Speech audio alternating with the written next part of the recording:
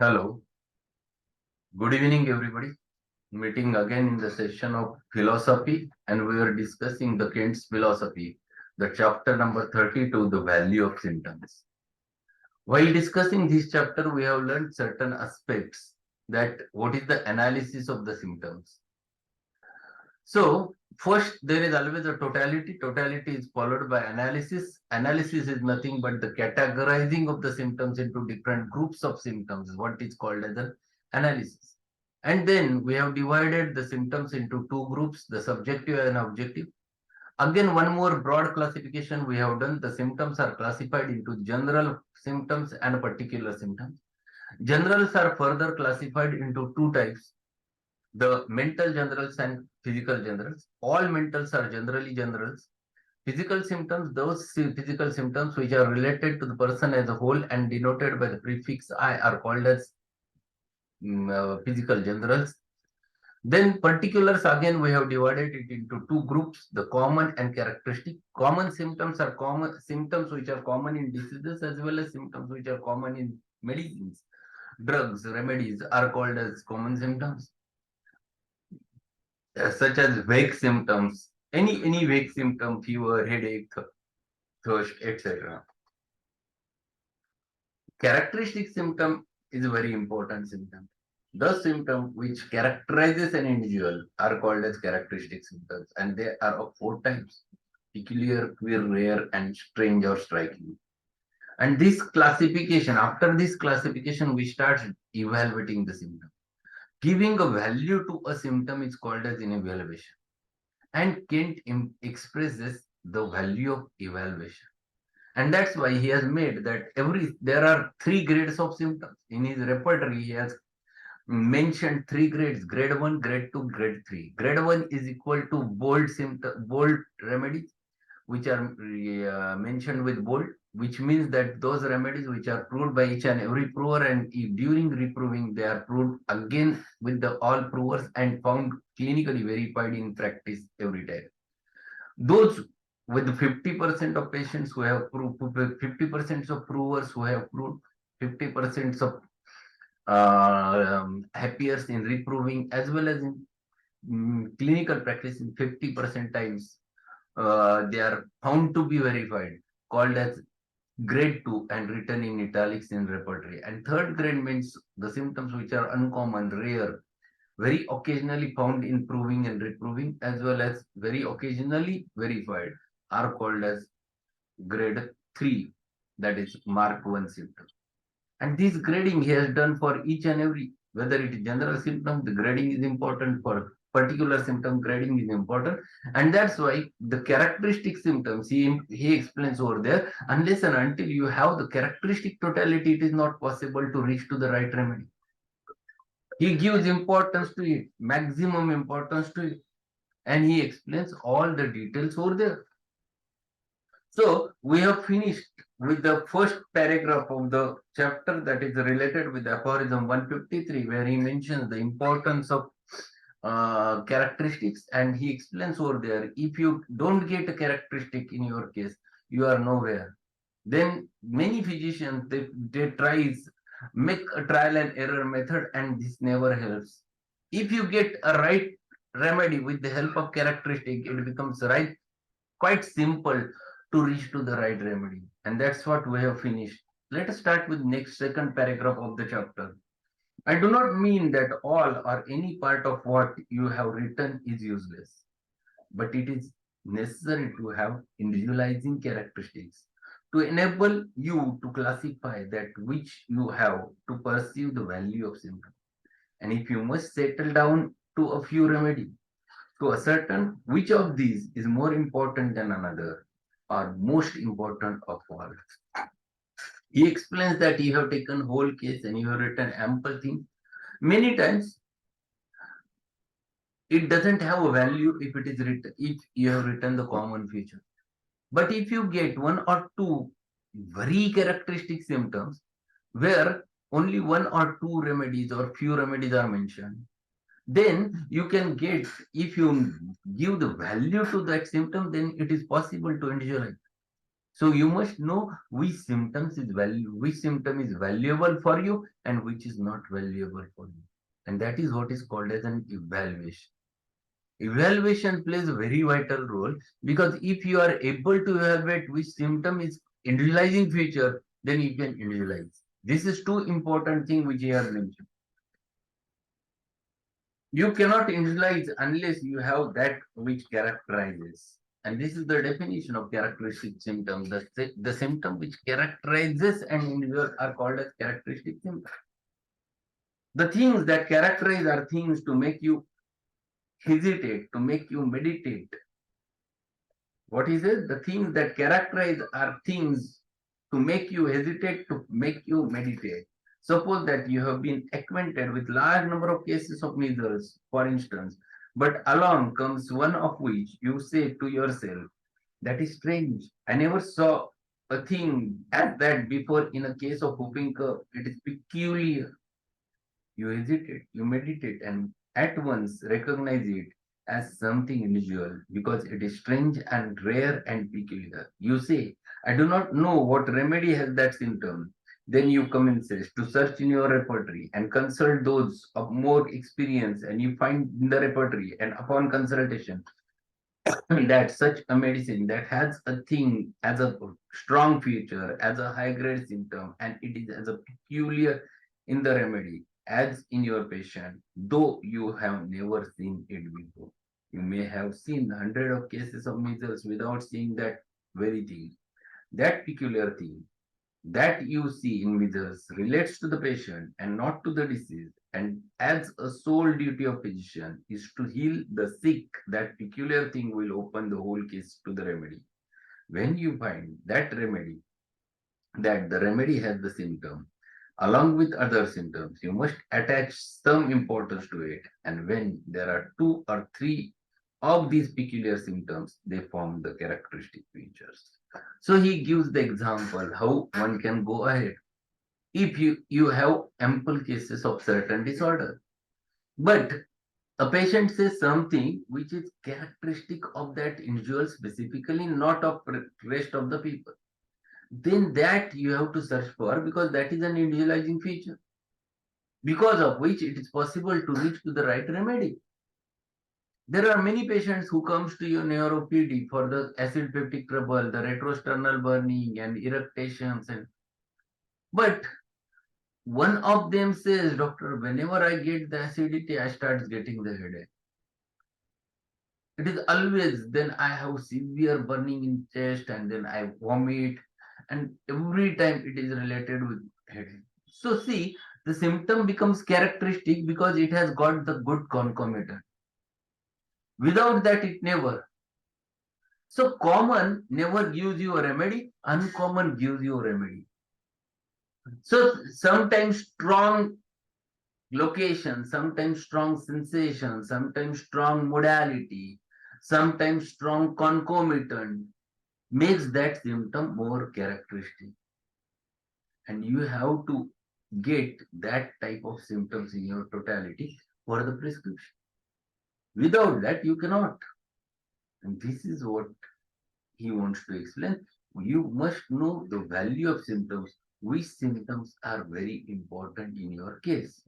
Then he further adds, what would you think would constitute a common symptom? We shall at once see that the common symptoms are those that appear in all cases of measles that you would expect to find in measles.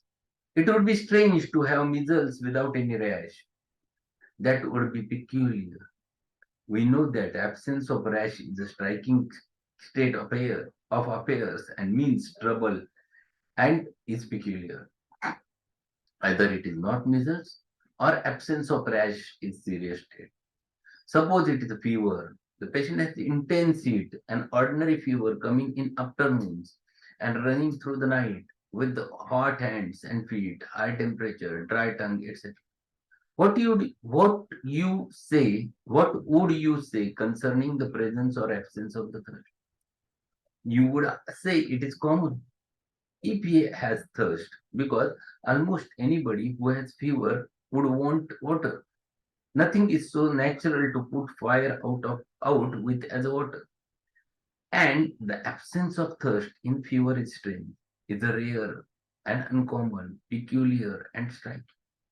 You would ask yourself at once, is it not strange that he does not have the thirst with such high grade fever? You at once strike to the remedies that are thirstless. You would not think of hunting up remedy that has thirst. See how nicely he has explained about the thing. He has given single example. There is a fever, there are fever case, and during fever, the thirst is always common. Whenever heat increases, the thirst is always associated. But specifically during heat stage, if there is an absence of thirst, then it characterizes. If you open your materia medica, open the belladonna and see that in belladonna there is absence of thirst during fever. You can get such types of symptoms. It is not only the remedy, but there are many remedies you can remove with the help of characteristic symptoms. You can come to a certain conclusion of group of remedies with the help of peculiar symptoms. And this is very important. If you get such types of symptoms, you get definitely a detail. Then further he adds, so the absence of striking features of disease constitute a peculiarity that relates to the patient. Well, then that which is pathognomic is common because it is common in that disease. But in an absence of pathognomic characterizes that peculiar disease in that patient and therefore means the patient.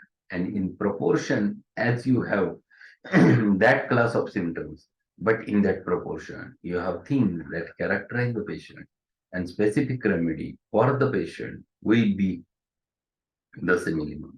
It is necessary to know sickness from the pathology, not from the physical diagnosis, no matter how important these branches are, but by symptoms, the language of nature. And he is explaining this symptom, which is called as a negative general symptom. What is negative general? The symptoms which you expect in the pathology. So, for example, fever. Whenever fever is there, the thirst is expected. Absence of thirst during fever stage, heat stage, is called as a negative general symptom. And negative general symptoms always makes the case more peculiar, characteristic. So he is explaining the importance of negative general symptoms. At the same time, he is trying to explain that the symptoms which are common to the pathology doesn't tell you remedy.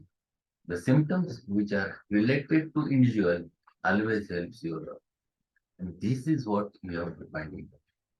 And then further he adds, a true homeopathic prescription cannot be made on pathology, on morbid anatomy, because provings have never been pushed in that direction. Pathology gives us the result of disease, not the language of nature appealing to the intelligent physician. Symptomatology is true subject to me.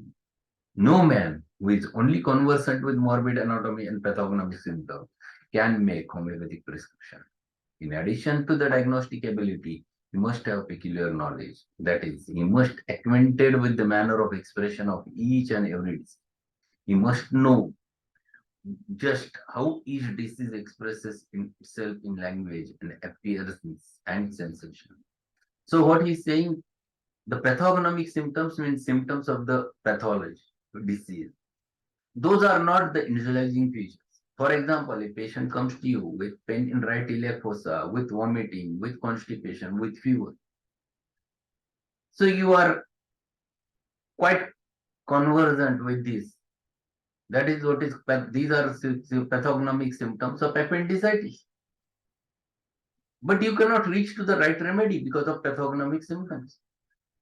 But if the patient comes and he keeps his right hand pressing on the right iliac fossa and he's not, he says, doctor, there is severe stitching pain over there. I cannot control, I cannot move. If I put single step, it's too painful. And you see his mouth is absolutely dry. He had severe constipation with hard stools. And he says, doctor, I want to drink water. And he drinks 2, 3 glasses of water at a time. Glasses of water at a time. And then you ask, lie on the table, and he's not. He says, doctor, it's not possible. See, here the symptoms are the symptoms of the individual. They are indicating his individuality. They are not symptoms of pathology. Pathognomic symptom is right iliac fossa pain, fever, or constipation. But everything has a characteristic stitching type of pain. The sensation is characteristic.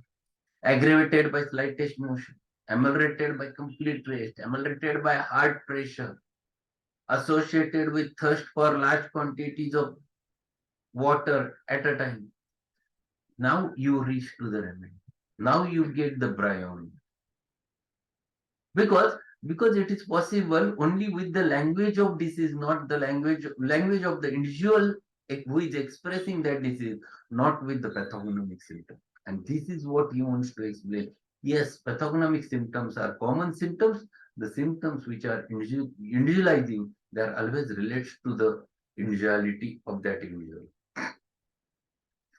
He must know just as each disease expresses itself in language and appearance and sensation. He must know just how every remedy affects mankind in the memory and understanding and will, because there are no other things that the remedy can act upon as to the mind. He must know how the remedy affects functions, because there are no other ways in which remedy affects the body of the man. If he knows how diseases expresses themselves in signs and symptoms, then he knows what constitutes an individual disease, a little different from all others. It is the peculiar way that the same disease affects different patients that makes the symptoms strange, peculiar, and rare. That which is pathognomic in the remedy, which is pathognomic of the in the remedy, is that which you will study outmost, because it is that which is related to the patient. Such is the state of mind that the homeopathic physicians must keep themselves in order to begin this study. And when they have begun to think in this way, they can then study the symptoms of disease to the as to the grave. So he explains the importance of these characteristic symptoms and common symptoms. Common symptoms are related with the disease, which never defines your remedy. You cannot get a remedy. You can understand diagnosis. You can label, name the disease, but you cannot reach to the right remedy on the basis of that. But if you get such visualizing feature, for example, if you get a patient with severe heaviness of the head at the glabella, at the maxilla, at the frontal sinus, and he didn't know, doctor, I'm having pain over here and severe heaviness. And if you see, he's having coryza with stringy discharges, and he says it never comes out, but it goes inside. And whenever I get the sputum, it is so stringy. See, diagnosis is sinusitis, simple, on the basis of common symptoms. But remedy you can get with the characteristic features, the glabellar headache, the frontal and maxillary sinusitis, associated with stringy discharges. Then you get the Kali-Vaikunth. So it becomes when the things becomes characteristic, then it is possible to reach to the right remedy. If the things are common, vague, you cannot. And value of symptoms always increases with the characteristics. So it may be hidden in location, it may be hidden in sensation, it may be hidden in modalities, or it may be hidden in concomitants. Whatever it may, that guides you towards the right remedy. And that's why it is necessary to grade the symptoms. In next paragraph, what he says, the symptoms of the remedies must be studied especially in respect to the order on grade. To look upon them as all alike, because they appear to be all on the same level, is to be unable to make distinction. One symptoms with the same physician is as good as another. It is a fact that symptoms, to a great extent, are upon sliding scale. What is peculiar in one remedy is not in any degree peculiar in another. While it may be peculiar in chronic case to have the thirst, it is not so in fever. That which is true in many respects in chronic state may be the very opposite in an acute case. The chronic miasms are the very opposite in their character and order to the acute miasm. And this is the fact that homeopathic physician must know. And here he explains that you have to give importance to the things acute and chronic. What patient presents. Here you have to find it out exactly that what patient wants to define, what patient is expressing, whether he is expressing any acute thing. Things are rather different within. It has a pace, it has a speed, it develops within a day. In chronic, it never. It takes long time to develop. Things are opposite in acute and chronic. Then you must catch what it is. Patient comes to you, doctor, save me. Since morning, I am having very severe body ache. I don't want to go anywhere. And he expressed that I went to on bike and I got draft of air, and because of which I started getting the cough and fever and severe body ache, and you must please save me. This is the state. This is the language of his disease of vital force. This is not the language of pathology. Here, pathology never defines. Here, whatever language comes is very typical language of the that specific individual. And that asks you for remedy. He's asking you, give me aconite, give me aconite, give me aconite, finish, that's all. Aconite will not come to you, doctor, please give me medicine. I have draft of that. He's not aconite. Aconite is not like that. So every remedy has its own sensation, own characteristics, own modalities, own concomitants, and all those matters. And this is what you have to find it out. So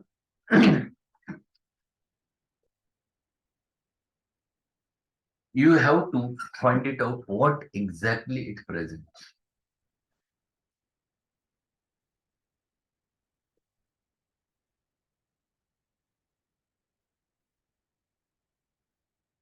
So here he explains the difference between acute and chronics, both of them which are necessary to understand. Acute, the pace is different. The chronic, the pace is different. Both are opposing to each other. You must be able to catch what is the difference. If you are, then it is possible. If you don't, it is not possible. And that's why to understand these details are very much necessary. So these things which you have to find it out.